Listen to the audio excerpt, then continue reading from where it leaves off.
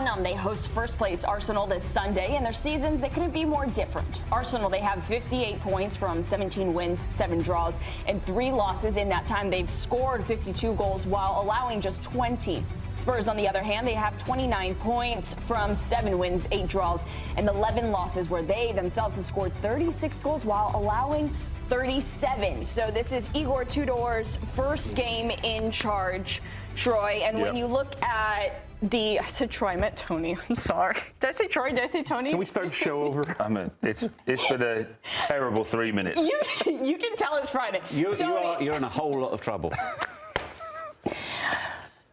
Start again. What do you mean? You want to talk about the North London derby? Let's talk about this. Ask me a question. Let's talk. Igor Tudor. Should we just chat amongst ourselves? I know. I'm completely broken over here. Igor Tudor. He's built that reputation of himself where he comes in February, March, and he's able to really turn a team around. Do you see him being able to do that with the Spurs side? Yeah. I don't know what his success rate has been in doing that midseason. This is a guy that wants to press and be on the front foot, as they say, and press high up the field. And I think that takes time for teams. Now you're coming into a team that's a little bit broken, a little bit shattered. They have some injuries, obviously, playing in the biggest fixture on their of their season right now, and it has more importance right now. Obviously for Arsenal and what they're going through. So there's going to be so much in and around this. I just wonder, Troy, how much Igor Tudor can do, right? Mm-hmm. How much he can get done. How quickly can he get the message across right now? He said in that interview he understands this is a really difficult job right now, and they're not in a great position.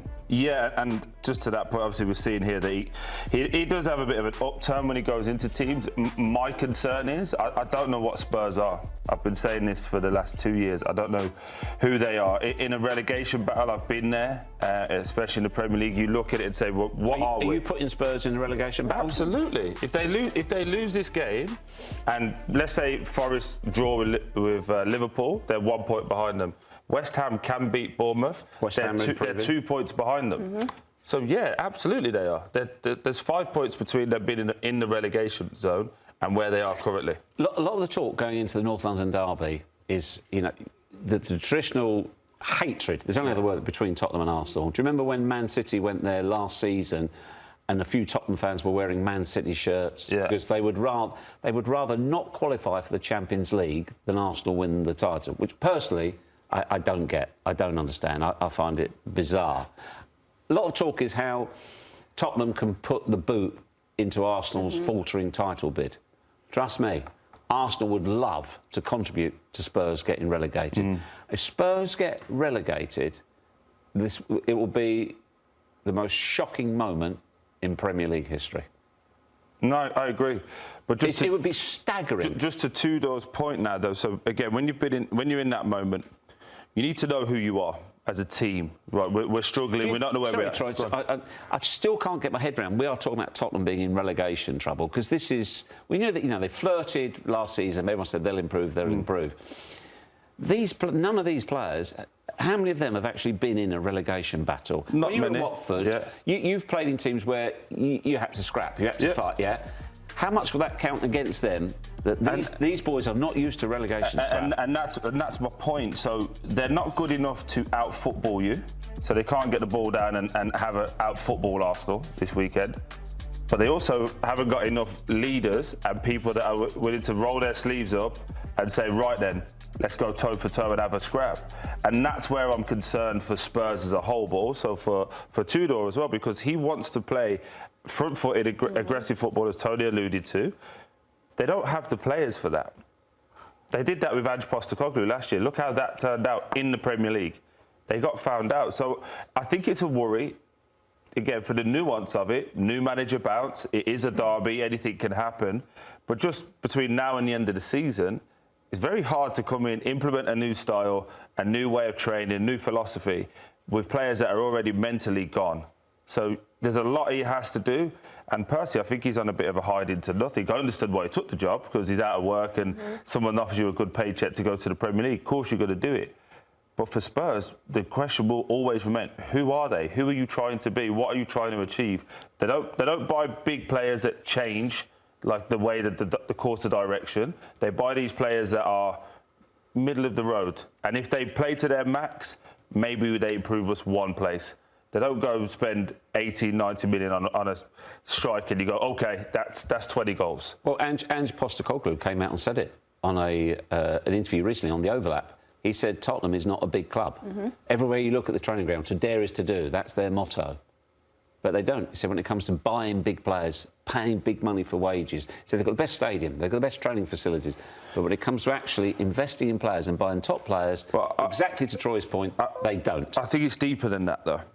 I don't know, and again, played 17 years. I don't know any player that I played with, probably come across 300 to 400 players in that time. Any player that was like, can't wait to sign for Spurs.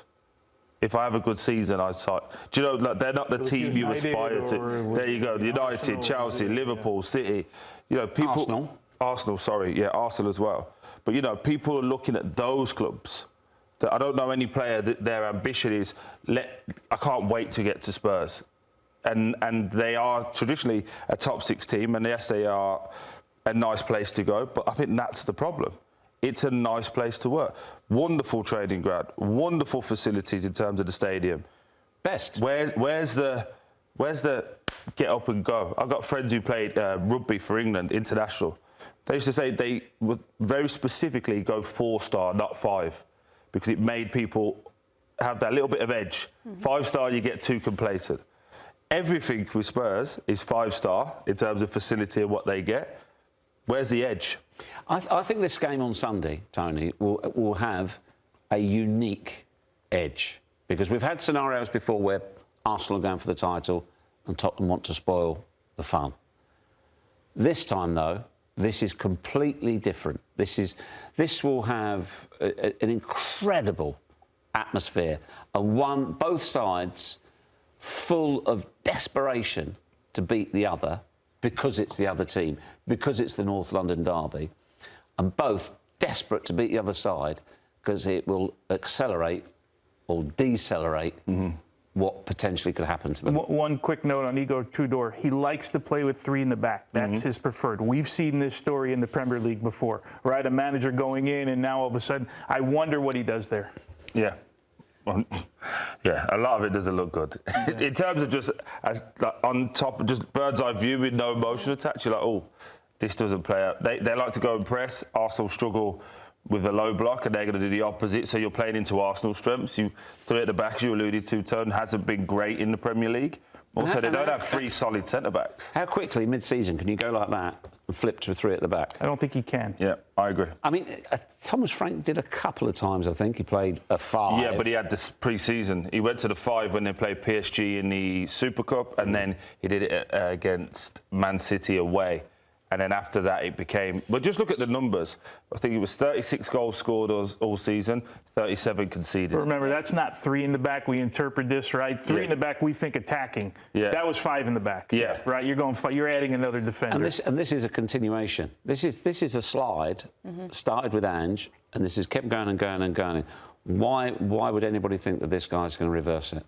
They've gone through 2 coaches, season and a half of this. Why is he going to change it? The one big bit as well, sorry, Claudia, I know we've got to move on, but the one big bit that is now left, like taking the scab off a scar. There's no Daniel Levy. For the last 20 years, Daniel Levy's been the problem. Now, he's gone, and the problems seem to be getting worse. So where's your blanket? Where's that comfort blanket of he's the person to blame? Now, everyone is solely looking at the players. He took all the bullets. So looking at this match for Arsenal's perspective, they should win this match. And to me, it feels like if Arsenal wins this match, there's not too much of a story there because they should be winning this, especially the way that we're talking about Spurs. But, so, can you say it is a defining What game? you're about to see now, Claudia, is the Arsenal version of Geoff coming out. Where they should win, but they should have beat Wolves. I don't know if you know this. They should Wolves have. are bottom of the league. I don't know if you know. They should have beat Wolves. Tell me again. Tell me again. Wolves are bottom of the league. And they're already relegated. We all know they're relegated. They're finished. And Arsenal are top, right? So if they could have went 7. They could have went 7 points clear. If Arsenal win, is it a defining moment in the season for them? As opposed, no. But if they lose, is it a defining game of the season? If they lose, it's good night, nurse. It's cheerio. If they lose. Because Because Man City will just They've romp past gone them. in a week. They've got in a week. Arsenal fans have gone. No, it's not a case of gone.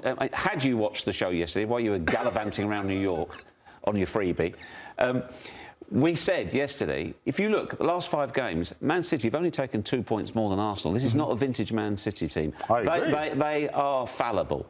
They are fallible. But Arsenal can only give them so many chances. Arsenal have not won any of the last 3 games. Would you like to go? So are you saying then, Troy, are you saying if Arsenal get beat, they will still win the Premier League?